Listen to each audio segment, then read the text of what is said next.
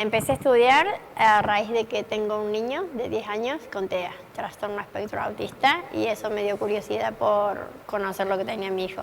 Empecé averiguando por internet hasta que me decidí a estudiar porque para mí era una herramienta más para la vida diaria con él. Para explicarle a las personas que están en sus casas que por ahí no saben qué es el trastorno del espectro autista. El trastorno del espectro autista es lo que antes era el Asperger. Son niños que no soportan mucho los ruidos, son hiperactivos, intelectualmente tienen un intelecto muy alto para la edad de... Tienen intereses que a la edad de ellos por ahí uno no comprende. Claro. Son inteligentes y lo que a ellos les cuesta es el desarrollo social, les cuesta entablar amistades, les cuesta insertarse en la sociedad, son niños que prefieren estar solos. Y bueno, de ahí necesita un acompañante, por ejemplo, para que lo ayude a vincularse con el resto, ¿no? ¿Cuáles son aquellos indicadores de un posible diagnóstico del trastorno del espectro autista? Mira, yo en mi hijo, en mi caso particular, me di cuenta que era hiperactivo, ¿no? Había cosas que no eran como el resto de los niños hasta que me lo diagnosticaron. Hay diferentes tipos, no a todos va a ser de la misma manera. ¿Qué más te puedo decir? Como una madre o un padre en una familia se dan cuenta de que por ahí su hijo va demostrando o hija va demostrando algunas cuestiones que te interpelan. Por ejemplo, che, esto me parece un poco descomún que haga este tipo de actividad o en la escuela. Sí, en la escuela no tenía amigos, son chicos muy poco sociables. Ahí va. Son muy poco sociables. Eso ya es un indicador. Un indicador, sí. Le prefieren los juegos en soledad, estar solitarios. No pueden estar, les molestan los ruidos altos. El mucho ruido también. Sí, los altera, los alteran los ruidos. No saben trabajar en grupo, les cuesta estar con mucha gente, la bulla los altera. Tienen intereses más altos, como te decía hace un ratito, mi hijo, 8 o 9 años, me preguntaba por lo que era la física cuántica. A los 8 años. No tenía ni idea. 23 tengo yo y no sé qué. Empecé a averiguar cosas que él tenía intereses sobre ciencias o matemáticas a corta edad que no es común. Que no era común para mí. Yo creo que, bueno, y empezaba a investigar y buscaba en internet física cuántica para niños. Y así lo fui dando respuestas a medida que él me iba pidiendo.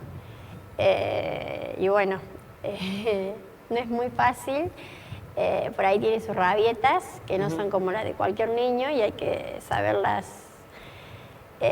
manejar y tenés que ponerte en el lugar de él y hay que tener mucha empatía, mucho amor, porque es ponerte en el lugar de él que está sintiendo en ese momento, que lo desbordó en ese momento, como para volverlo a la calma, ¿no? María José, para un poco desmitificar esto del autismo, ¿existen diferentes niveles o grados de autismo o se clasifica a todos los niños y niñas con este espectro por igual? No, hay distintos autismos. Ajá. Hay distintos autismos, ¿no?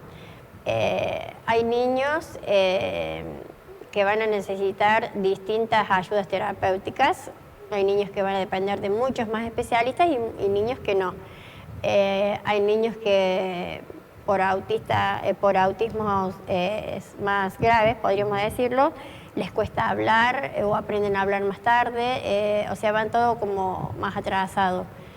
Pero con la ayuda de la aceptación de los padres, cuando los padres aceptamos lo que nuestros hijos tienen, ya aceptamos el diagnóstico que un especialista nos da. Y de esa forma ayudamos a nuestros hijos, porque cuando un padre o una madre no acepta que tenemos un hijo especial, un hijo diferente, es muy difícil que lo ayudemos. Eso tiene mucho que ver, porque hay familias que les cuesta. Yo siempre supe que mi hijo era diferente y necesitaba una solución para ese problema. Cuando vos te haces cargo de que hay un problema, hay algo que no funciona como tendría que ser, vos ya lo llevas a un especialista, te da un diagnóstico Y ya ahí podés hacerte cargo de ese problema y ayudar a tu hijo. Es la mejor manera, aceptando lo que le pasa y no negando, no tapando, no creyendo que el autismo lo tenemos que tapar. El autismo tiene que ser aceptado porque es un niño igual que cualquier otro. Tiene que abordarse.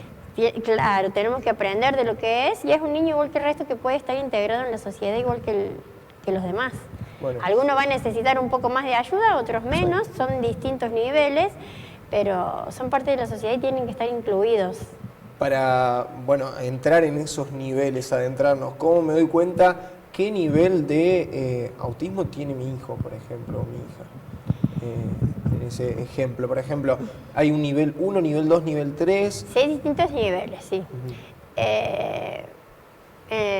Los padres se pueden llegar a dar cuenta cuando un niño en los primeros meses de vida, ya cuando van desarrollándose, ¿viste? Van caminando, no buscan caminar al momento que tienen que hacerlo, o no pueden hablar. Hay un proceso más lento para lo que tendría que ser a la edad de ellos, ¿no? Después en la escuela, que les cueste, por ejemplo, hacer oraciones coherentes, hablar con un lenguaje más fluido o con un lenguaje con palabras que tal vez no puedan pronunciar. Hay niños que directamente no van a hablar y se van a comunicar desde rabietas, desde balanceos, desde otro tipo. Entonces el acompañante terapéutico lo que tiene que hacer es de a poco hablarle con frases cortas, preguntarle qué sucede, cómo llegar al niño para que salga, que avance, ¿no? Que salga de esas situaciones y que pueda llevar una vida lo más normal posible, ¿no es cierto? Entre comillas, normal. Sí. Bueno, también quería consultarte cuál es la función que cumple un acompañante terapéutico, cuántas horas de acompañamiento diario necesita un niño con autismo. Y eso depende de la familia. El acompañante terapéutico llega a un niño a pedido, por ejemplo, en el caso de mi hijo, llegó a pedido del neurólogo. Me pidió ciertas cosas y un acompañante terapéutico. También lo puede solicitar la familia. La familia lo puede solicitar al acompañante terapéutico y trabaja en la casa. Puede trabajar desde la casa, en las actividades extraescolares del niño, dentro de la escuela con el niño, donde se crea que más lo necesita.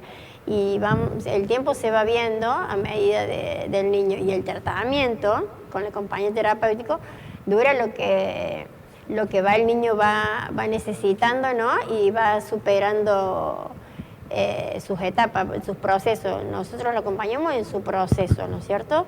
Y le damos las herramientas para poder desenvolverse en lo que no puede, ¿no? Le vamos a acompañar a través de juegos, de distintos juegos de mesa, libros, salidas, bueno, todo ese tipo de cosas para que él lo pueda desenvolverse en una vida diaria más completa, más independiente. Sí. Los vamos preparando para una vida lo más posible, lo más independiente que se pueda, sí. ¿No? Sí, sí, sobre todo en la infancia, que me imagino es fundamental. También leí que es fundamental darse cuenta a tiempo, o sea, lo antes posible para comenzar con un acompañamiento terapéutico. Sí, mientras más niños, mejor. Yo creo que como mamá, las mamás sobre todo sabemos darnos cuenta, si ya tuvimos otros hijos, que hay cosas que no nos van, cuando empiezan incluso el colegio, en el jardín, te van a decir que hay ciertas cosas que no, que se están viendo a diferencia de los otros niños, ¿no? Y eso ya te va dando una idea de que puede haber algo en el niño. En la escuela, por lo general, en los primeros años te van acompañando, ¿no? Y te van diciendo qué puede llegar a pasar con este niño. Entonces te van a ir diciendo a qué especialista lo podés llevar, como para que te lo diagnostiquen si fuera necesario. Es importante entonces lo antes posible. Sí. A cualquier duda, consultar sí. Con un especialista. Sí, yo tengo mi nene, fue sí. Diagnosticado hace poquito más de un año, pero Él lo único que tenía eran, bueno, rabietas que no eran normales, caprichos que no eran normales, enojos que venían de la nada, angustias que venían de la nada, muy poco sociable, pero con todos los tratamientos que hicimos, sí, el neurólogo, la medicación que él necesita, hoy por hoy, en poco tiempo, he logrado que vaya solo a la escuela, que se quede. Antes no lograba quedarse en la escuela, tenía horas, llegó a terminar el año pasado con 2 horas escolares, porque no podía estar en la escuela. Entonces, cambiándolo a un grupo reducido en otro colegio, ahí él hace un cambio. Claro. Todo el verano tuve un acompañante terapéutico, me lo acompañó el primer tiempo de clases, e hizo ese puente que él necesitaba, ¿no? Con la maestra, conocer sus compañeros. Bueno, una vez que él ya se siente en confianza, ya ahí terminó su acompañamiento en la escuela, ¿no? También quería preguntarte, porque me lo nombraste antes de comenzar la entrevista, Lionel Messi, me dijiste, tiene Asperger. Sí. ¿Cuál es la diferencia entonces entre el Asperger con el trastorno del espectro autista? Es lo mismo. Antes se decía Asperger. Antes se nombraba así. Sí. Después se diagnosticó como trastorno del espectro autista. Es lo mismo. Ellos tienen... es como el autismo más leve. Ellos pueden llegar a tener una vida totalmente normal. Casarse, tener hijos, estudiar, ir a la universidad. Tienen menos dificultades que otros autismos que pueden ser más severos, como para decirte.